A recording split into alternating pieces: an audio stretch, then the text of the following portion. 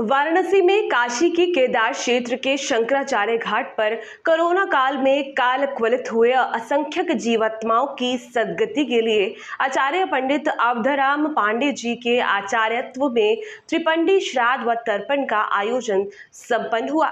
इस समाचार को सोशल मीडिया व अखबारों के जरिए पढ़कर हरियाणा के श्री सुरेश मानचंदा जी काशी आए और परम आराध्य परमाधीश उत्तरामन्नाय ज्योतिष्ठपीठाधीश्वर शंकराचार्य जी महाराज से उन्होंने अनुरोध किया कि सन 1947 में भारत पाकिस्तान विभाजन के दौरान जो लगभग 20 लाख लोग मारे गए थे, उनका भी अंतिम संस्कार उस समय नहीं हो पाया था।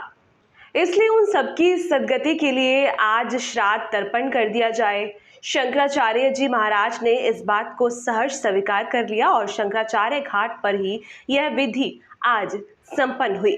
आप सबको जानकारी है कि परम आराध्य शंकराचार्य जी महाराज ने अपने YouTube चैनल 1008 गुरु पर मृत आत्माओं की सद्गति के लिए श्रीमद् भागवत मुक्ति कथा सुनाई। जगत गुरु शंकराचार्य जी महाराज की पूर्णाभिषक्ति शिष्य साध्वी पूर्णांबा जी व साध्वी शारदांबा जी ने गंगाविंद मिश्र जी, डॉक्टर लता पांडे जी व डॉक्टर बंजरी पांडे जी आदि अनेक सहयोगियों के साथ मिलकर महाराज जी की कथा को प्रतिदिन लिपिबद्ध किया और पुस्तक के रूप में शंकराचार्य जी को समर्पित किया। शंकराचार्य जी महाराज ने इस मुक्ति कथा ग्रंथ का आज विमोचन कर दिया है। महाराज ने आश्चर्यचकित होते हुए कहा कि यह अपने आप में एक विशिष्ट कीर्तिमान है कि कथा विश्राम के चंद घंटों के उपरांत ही पुस्तक तैयार हो गई और 8वें दिन पुस्तक का विमोचन भी हो गया। उन्होंने पुस्तक तैयार करने वाले सभी सहयोगियों को आशीर्वाद प्रदान किया है।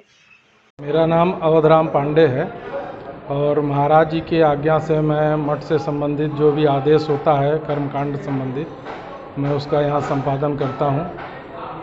क्या किया आज आपने? आज हम लोगों ने यहाँ पर कोरोना काल में जो मृत हुए हैं वह प्रेतत्व को प्राप्त होते हैं। जो भी महामारी से मृत होते हैं या किसी रोगवश मृत होते हैं, उनका संस्कार यदि ढंग से नहीं हुआ है तो वह प्रेतत्व को प्राप्त होते हैं। महाराज जी को इस विषय पर बहुत चिंता थी। उन्होंने कहा कि इनकी मुक्ति के लिए क्या किया जा सकता है, तो ब्राह्मणों की सभा ने इस पर विचार दिया कि इनके लिए प्रेतत्व मुक्ति के लिए त्रिपिंडी श्राद्ध का आयोजन किया जाए, जिसमें उनके लिए तर्पण हो, जिसमें उनके लिए पिंडदान हो और जिसमें उनके लिए शांति की प्रार्थना हो। इसमें अन्नदान आदि भी होते हैं। तो यह सारा कार्यक्रम आज किया गया। आज पहले हम लोगों ने उनके लिए तर्पण किया है। तर्पण करने के बाद पूरे विधि विधान से विष्णु भगवान का पूजन किया। विष्णु भगवान का पूजन करने के बाद कलश स्थापन इत्यादि करके हम लोगों ने उन प्रेतों को सात्विक राजस तामस 3 रूप में आवाहन किया और आवाहन करने के बाद उनका हम लोगों ने पिंडदान किया। पिंडदान करने के बाद हम लोगों ने विष्णु जी का पुनः तर्पण किया। उसके बाद प्रेतों के ऊपर उनकी मुक्ति के लिए तर्पण किया, उनकी मुक्ति के लिए गौदान किया है। गौदान करने के उपरांत अन्नदान का भी संकल्प लिया है और ब्राह्मण भोजन का भी संकल्प लिया है कि हम महाराज जी की आज्ञा से यथाकाल पर्याप्त ब्राह्मण भोजन भी कराएंगे, जिसमें पूड़ी सब्जी खीर इत्यादि का हम लोगों ने संकल्प लिया है कि प्रेतों के मुक्ति के लिए ब्राह्मण भोजन भी करवाएंगे। तो महाराज जी ने इसके लिए समझ लीजिए कि ये जो एक ऐसी औषधि का प्रयोग करवाया है जो कि सभी बीमारियों में काम आती हो, ऐसी यह औषधि त्रिपिंडी का उन्होंने आयोजन उनकी आज्ञा से हम लोगों ने किया है। अच्छा, कोरोना काल में कोरोना से या कोरोना काल में बिना कोरोना के किसी और कारण से बहुत से लोगों की मृत्यु हुई। संस्कार नहीं हो पाया ठीक से, क्योंकि सब लोग अपने घरों में बंद थे, किसी को अनुमति नहीं थी कि निकल करके जाए। ऐसी परिस्थिति में बहुत सारे लोगों के मन में इस बात की कचोट थी कि हम अपने पूर्वजों का संस्कार ठीक से नहीं कर पाए।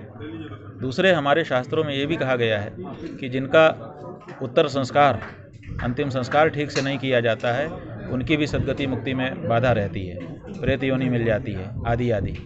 तो इन सब कारणों से हम लोगों ने ये सोचा कि एक ऐसा महान उपाय किया जाना चाहिए जिसके द्वारा कोरोना काल के जो भी काल कवलित लोग हैं उनकी आत्मा की सद्गति मुक्ति का प्रयास हो। तो उसी क्रम में हम काशी आए। काशी आकर के हमने 7 दिन तक स्वयं गंगा के किनारे बैठ करके उन सब आत्माओं का आह्वान करके उनको श्रीमद् भागवत की कथा सुनाई, पारायण हुआ। त्रिपिंडी श्राद्ध आदि जो धर्मशास्त्रियों ने हमको बताया था उसका अनुष्ठान हम करवा रहे हैं। और जितनी संख्या पता चल रही है कि इतने लोग गए हैं, उन सब के लिए यहाँ पर ब्राह्मणों को बैठा करके जलांजलि का कार्यक्रम आरंभ करवा रहे हैं। जितने दिनों तक वो संख्या की पूर्ति नहीं होगी, जैसा कि हमको बताया गया है कि उनकी संख्या लाखों में है, 60-70 लाख तो WHO कह रहा है, उसके अलावा भी हो सकते हैं। तो जितनी भी उनकी संख्या होगी उन सब के लिए यहाँ पर विद्वानों के द्वारा जलांजलि निरंतर दी जाती रहेगी। और जब तक वो संख्या पूर्ति नहीं हो जाती है